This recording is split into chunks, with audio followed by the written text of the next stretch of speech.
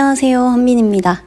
제 채널을 오래 구독하신 분들은 다 아시겠지만 저는 플래너를 몇 년째인지도 모르겠어요. 한 6년, 7년 이상 매일매일 쓰고 있어요. 최근에 플래너 이야기를 많이 안 했더니 어떤 분이 플래너에 대한 영상을 좀 찍어달라고 하셔가지고 오늘 오랜만에 플래너 이야기를 좀 하려고 합니다. 저는 굉장히 다양한 기록을 하고 있는데요. 이 기록이 제 삶에 어떤 변화를 가져왔는지 여러분들께 말씀을 드리고 당연히 긍정적인 변화겠죠? 그러니까 여러분들도 기록을 하시라라는 기록에 대한 동기부여, 그리고 제가 어떤 종류의 기록들을 하고 있고 각각에서 어떤 도움을 받고 있는지 이런 것들을 말씀드리려고 합니다. 제가 하고 있는 기록들은 종류가 되게 많은데 첫 번째로는 데일리 플래너, 제가 가장 메인으로 하고 있는 기록이죠. 그리고 그 데일리 플래너를 쓰고 나서 마지막에 감사일기를 씁니다. 거창한 건 아니고 한 3줄 정도 적어요. 그리고 책을 읽을 때마다 독서 기록을 하고 또 필사도 합니다.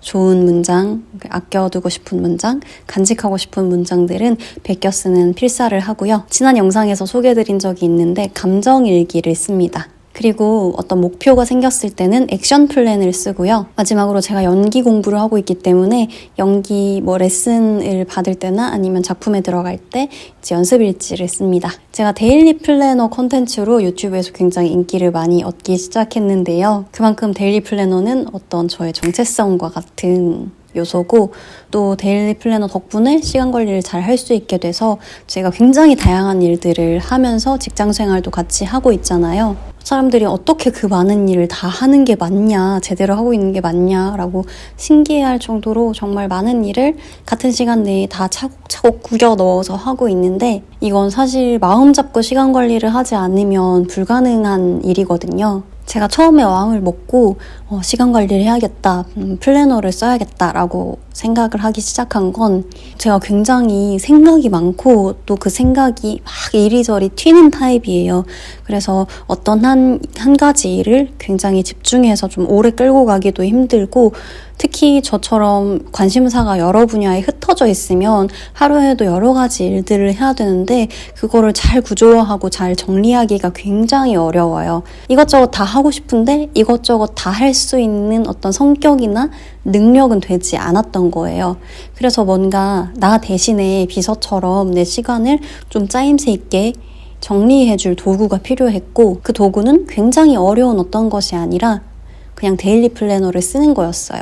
특히 여러 가지 일을 왔다 갔다 해야 될 때는 빼먹은 거 없나? 나 지금 뭐 해야 되지? 막 이런 생각에 시달리는 시간 때문에라도 그 시간을 굉장히 많이 잡아먹게 되거든요.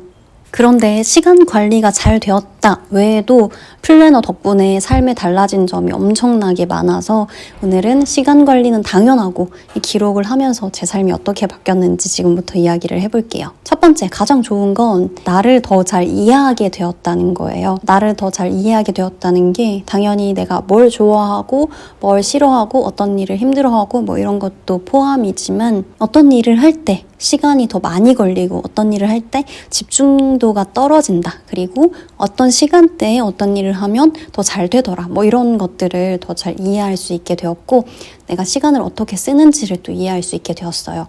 우리 가계부를 쓸 때 가계부를 쓰면 뭔가 가계부에 감시당하는 느낌이 들면서 돈을 좀 아껴 쓰게 되기도 하지만, 내가 어떤 분야에 돈을 많이 쓰는지, 그리고 스트레스를 받으면 어떤 분야에 지출을 하는지, 기분이 좋을 때는 어떤 분야에 지출을 하는지, 이런 것들을 좀 경향성을 볼 수 있잖아요. 시간 기록도 마찬가지예요.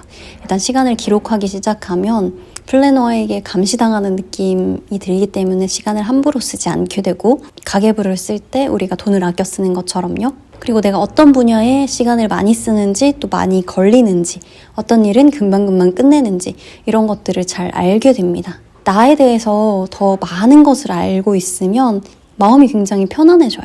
그리고 쫓기는 기분에서 굉장히 많이 자유로워졌습니다. 우리 굉장히 스트레스 받을 때가 언제냐면, 할 일은 굉장히 많은데 시간이 없다라는 조급함이 들 때 있죠. 이게 시간을 막연하게 쓰기 때문이거든요. 많은 일을 갖다 놓고 그냥 뭉뚱그려서 나에게 8시간이 있는데 10가지 일을 해야 돼, 이렇게 생각하면 굉장히 막연하고 바쁘고 쫓기는 기분이 들어요. 그러면 쫓기는 기분 때문에 또 오히려 일에는 집중이 안 되고 이렇게 악순환이 되거든요. 근데 저는 항상 종이에 써놓고 눈으로 보는 것의 중요성을 말씀드리거든요. 이게 내가 해야 될 일, 남은 일과 남은 시간을 종이에 써놓고 눈으로 확인하면 시간을 잘 다룰 수 있고 또 어떤 일에 얼마나 시간이 걸릴지를 좀 나름대로 객관성 있게 유추할 수 있게 됩니다. 우리가 항상 하는 일이 아무리 다양하더라도 결국에는 어떤 루틴을 가지고 가게 되거든요. 한 사람이 매일 다른 일을 할 수는 없어요. 아무리 취미가 많고 아무리 도전을 좋아하는 사람이라도 이거 2시간이면 끝내지 라고 생각했던 일이 5시간, 6시간 잡아먹는 경우도 굉장히 많거든요. 근데 그거를 매일매일 기록하고 매일매일 피드백을 하면 굉장히 사람이 시간에 대한 어떤 객관성을 가지게 됩니다. 그래서 계획된 시간 안에 이 일을 끝마칠 수 있겠다라는 자신감이 있으면 오히려 또 쉬는 시간에도 굉장히 과감하게 쉴 수 있어요. 사실은 저도 잘 쉬지 못하는 병이 있는 사람이었거든요. 근데 몸이 아프고 또 힘들고 이런 순간들을 많이 겪으면서 쉬는 시간을 의무적으로라도 확보를 해야겠다라는 생각이 들었고 중요한 건 쉴 때 불안해하지 않는 거거든요. 그게 좀 힘들기도 하지만 근데 플래너를 쓰기 시작하면 시간을 눈으로 보고 있고 내가 이 시간을 어느 정도 꿰뚫고 있기 때문에 쉴 때 불안감도 확실히 덜해지더라고요. 그리고 굉장히 좋았던 것 중에 하나는 내가 해낸 일을 가시화할 수 있어요. 오늘 어떤 시간이 주어졌는데 내가 이 일을 다 해냈다. 그리고 이거는 못했다. 이 일은 내일로 미뤘다. 이거를 다 기록해 놓고 나중에 보면 다른 분들은 어떨지 모르겠는데 저는 좀 제가 이룬 일들을 굉장히 축소하는 경향이 있거든요. 그리고 내가 못한 것을 또 부각해서 기억하기도 하고 아무튼 굉장히 어떤 방향이든 왜곡이 심할 수 있는데 매일매일 플래너 쓰기를 반복하면서 내가 해낸 일 그리고 플래너 쓰는 것 자체도 내가 해낸 일에 속하죠. 매일매일 쓰는 게 사실 쉽지는 않거든요. 그래서 이 해낸 일을 기록하고 그걸 눈으로 보면서 굉장히 효능감이 많이 올라가기도 했습니다. 왜 오늘 하루 종일 바빴는데 한 건 없네? 이런 기분이 시간을 잘 활용하기도 하고 해낸 것들을 객관적으로 기록하기도 하니까 그런 저녁에 드는 불쾌한 기분이 많이 사라졌습니다. 그리고 제가 플래너 하단에 항상 감사일기를 쓰는데 진짜 3분도 안 걸려요. 하루 종일 감사했던 사실을 한 3가지 정도 쓰는데 진짜 사소한 것도 괜찮아요. 이게 감각을 개발하는 거거든요. 제가 긍정 확언을 쓰시는 분들이 많은 걸 알고 있어요. 나는 더 성장한다.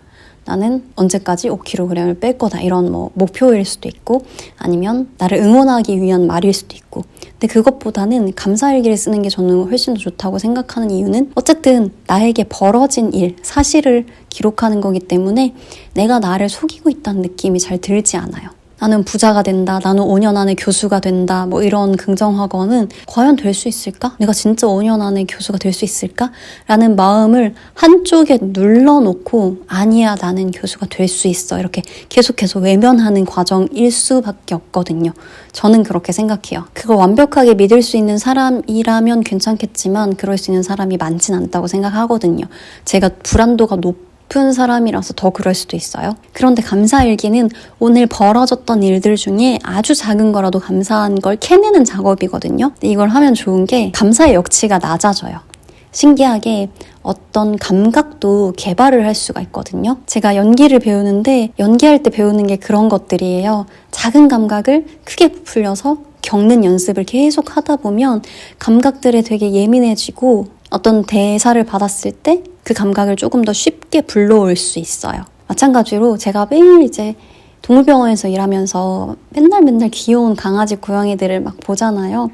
이 귀여운 것에 무뎌질 것 같은데 오히려 이 귀여움의 역치가 낮아져서 별게 다 귀여워요, 이제는. 진짜 우스갯소리로 바람에 굴러가는 낙엽만 봐도 귀엽다고. 저는 옛날에는 애기나 이런 것들을 굉장히 귀여워하진 않았는데 요즘 뱀도 귀엽고 물고기도 귀엽고 도마뱀도 귀엽고 다 귀여워요. 마찬가지로 감사한 것을 찾아내는 것도 계속해서 훈련하면 개발할 수 있는 영역이라서 지금 저는 오늘 여기 카메라에 SD카드 안 잊어버리고 집에서 챙겨 나온 것에 감사하거든요. 왜냐하면 제가 이런 걸 진짜 잘 까먹어서요. 근데 당연하다고 생각할 수 있는 지점이잖아요. 당연히 촬영하려고 나왔으면 SD카드를 가져와야 되고 안 가져온 게 좌절할 일이지. 근데 지금 이 앉은 자리에서 감사한 거를 시간만 있으면 100개도 찾아낼 수 있어요. 근데 시간은 너무 적게 걸리니까 이게 가성비가 뛰어나죠. 시간 대비 효과가 너무 뛰어나기 때문에 꼭 추천드립니다. 진짜 어렵지 않아요. 마지막으로 이 영상을 보고 나서 나도 기록을 시작해봐야겠다 라고 생각하신 분이 있다면 너무 축하드리고 너무 잘한 결정이시라고 말씀드리고 싶은데요. 한 가지 당부, 주의 드리고 싶은 게 있다면 너무 처음부터 빠른 시간 내에 큰 기대를 하시지 않는 것이 좋을 것 같아요.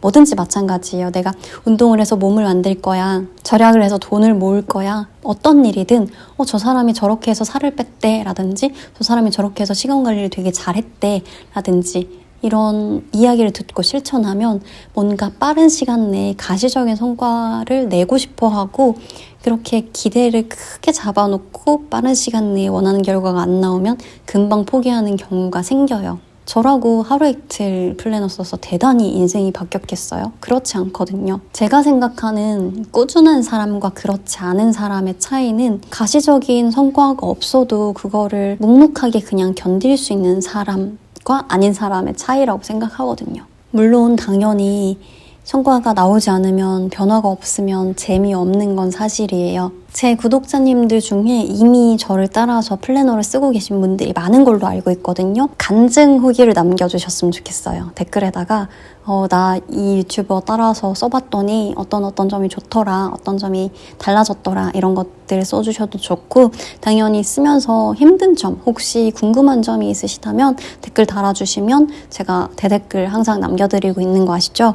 그리고 이게 다른 분들도 다 보셨으면 좋겠다라는 질문이라면 영상으로 한번 더 만들어 보도록 하겠습니다. 그래서 플래너를 쓰고 나서 좋았던 점 혹은 달라진 점 혹은 궁금한 점 이런 것들을 댓글로 많이 남겨주시면 좋겠습니다.